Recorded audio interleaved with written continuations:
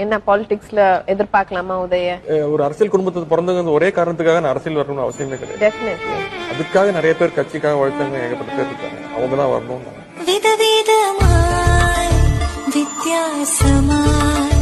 உங்க குடும்பத்தில இருந்து யாராவது இனிமே அரசியலுக்கு வர வாய்ப்பு இருக்கா சார்?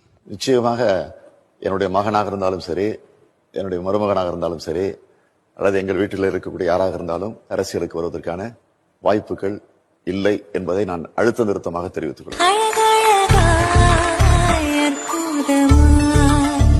அடுத்தது அமைச்சர் அப்படிங்கிற ஒரு லைன் எடுத்துக்கலாமா? எனக்கு நான் ஏத்துக்க மாட்டேன். எனக்கு இன்னும் கொஞ்சம் இப்பதான் முதல் முறை சட்டமன்ற உறுப்பினர் ஆயிருக்கேன். அதனால எனக்கு வேணாம் தான் சொல்லுவேன். தலைவர் அந்த மாதிரி ஒன்னும் பையனுக்காக கொடுக்கணும் அப்படின்லாம் அந்த மாதிரி முடிவு எடுக்க மாட்டாங்க.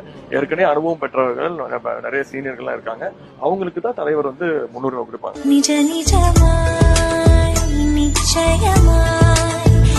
தொட்டு தொடரும்